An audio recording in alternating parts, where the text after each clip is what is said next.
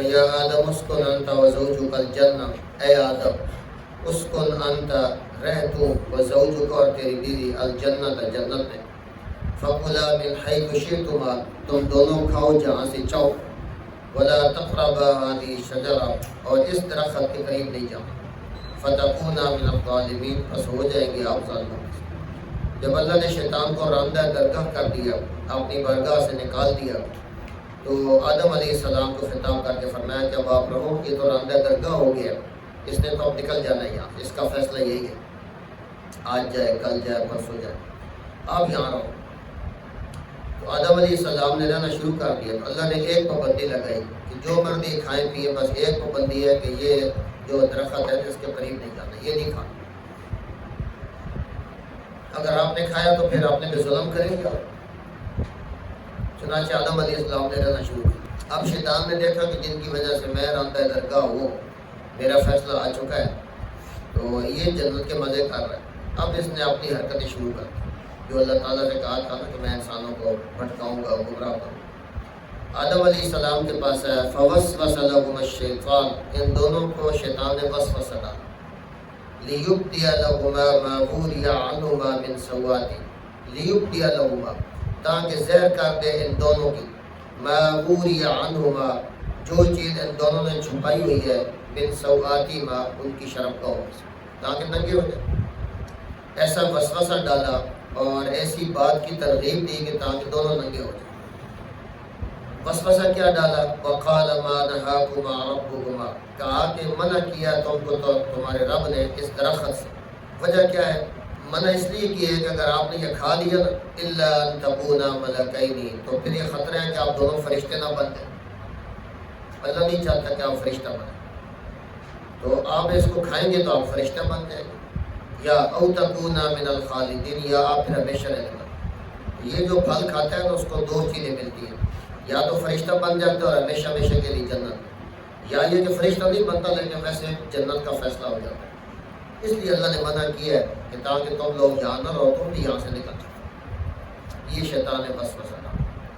صرف وسوسہ نہیں ڈالا، وقاسمہما ان دونوں کے سامنے قسمیں اٹھائی۔ قسم کہتے ہیں اللہ کا نام لے کر کوئی بات کرنا۔ وقاسمہما اور ان دونوں کے سامنے قسمیں اٹھائیں گی، انی لکما لمن الناصحین، بے شک میں تمہارا خیر خواہ ہوں، نصیحت کر رہا ہوں، میں بڑا خیر خواہ ہوں، تمہارے فائدے کی بات کر رہا ہوں۔ میں نے کہا چلو جاتے جاتے آپ کو اچھی بات بتاتا جاؤں۔ فَدَلَّاهُمَا بِغُرُورٍ ان دونوں کو پھسلا دیا، بغرور دھوکے کے ساتھ، فراڈ کے ساتھ، دھوکے کے ساتھ، جھوٹ کے ساتھ، دونوں کو پھسلا دیا۔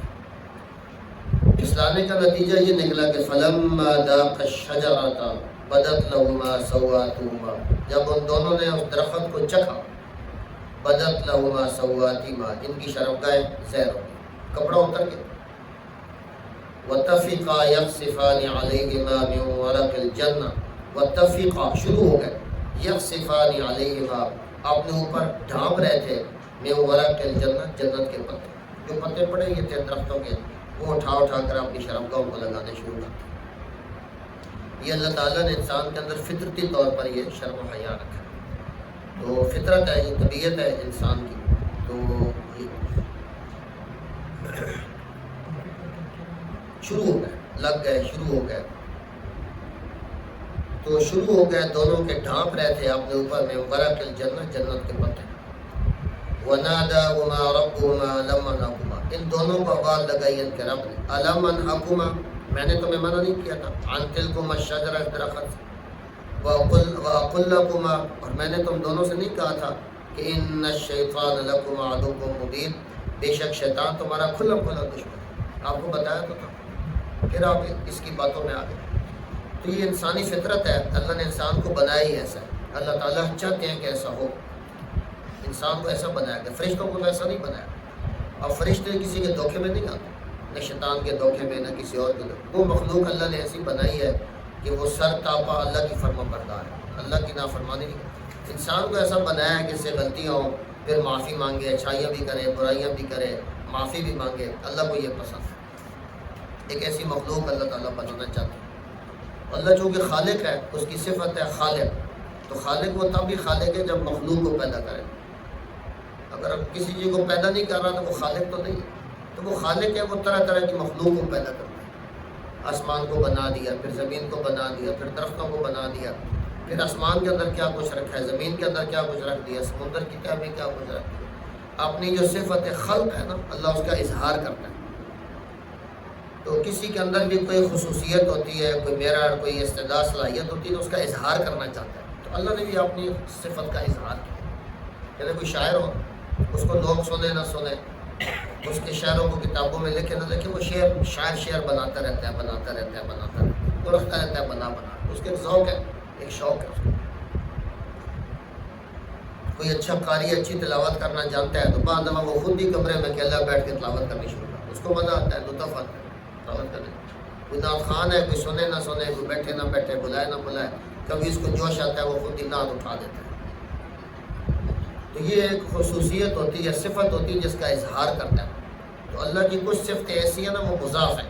جب تک مضاف الیہ نہیں ہوگا تو وہ صفت بھی نہیں ہوگی. جیسے خالق، اب خالق اس وقت ہے کہ جب اس کی مخلوق ہو، مخلوق نہیں تو خالق نہیں. تو کچھ صفتیں ایسی اللہ تبارک. رازق اسی وقت ہے نا جب کسی کو رزق دے گا، تو نہیں دے گا تو رازق کیسے؟ شاعر اگر شعر نہیں بناتا، شاعر کیسے؟ شاعر نہیں، وہ شاعر تب بھی شاعر ہے کہ شعر بنا رہا ہے. تو اللہ نے یہ مخلوق پیدا ہی اس لیے کی ہے کہ یہ ایسا ہو اور یہ اس طرح کرے. اور ہمیں یہ سبق دیا ہے کہ شیطان کا یہ کام ہے کہ تمہیں ورغلائے گا، دھوکے دے گا، قسمیں اٹھائے گا. اور تم سے اگر غلطی ہو جائے جیسے آدم سے ہو گئی ہے تو انسانی فطرت کا تقاضا یہ ہے کہ پھر اللہ سے معافی مانگے، جیسے آگے آ رہا ہے، توبہ کر. اور شیطان نے ایسی غلطی کروائی کہ جس سے آدم علیہ السلام اور حوا علیہ السلام ننگے ہو گئے. اس سے اللہ تعالیٰ یہ بتانا چاہتے ہیں کہ کچھ قوت ایسی ہیں جو آپ کو ننگا کرنا چاہتی ہے. یہ شیطانی طاقتیں، شیطانی قوت ہے.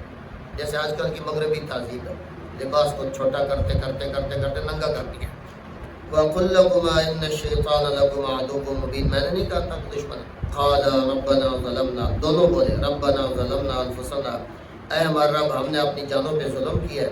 وَإِن لَّمْ تَغْفِرْ لَنَا، اگر آپ ہمیں معاف نہیں کریں گے، وَتَرْحَمْنَا، اور ہم پر رحم نہیں کریں گے، لَنَكُونَنَّ مِنَ الْخَاسِرِينَ، تو ہم خسارہ اٹھانے والوں میں سے. یہ انسانی فطرت ہے کہ غلطی ہو جائے تو پھر اللہ سے معافی مانگے. آدم علیہ السلام تو غلطی سے غلطی ہو گئی نا، اس کو گناہ نہیں کہتے.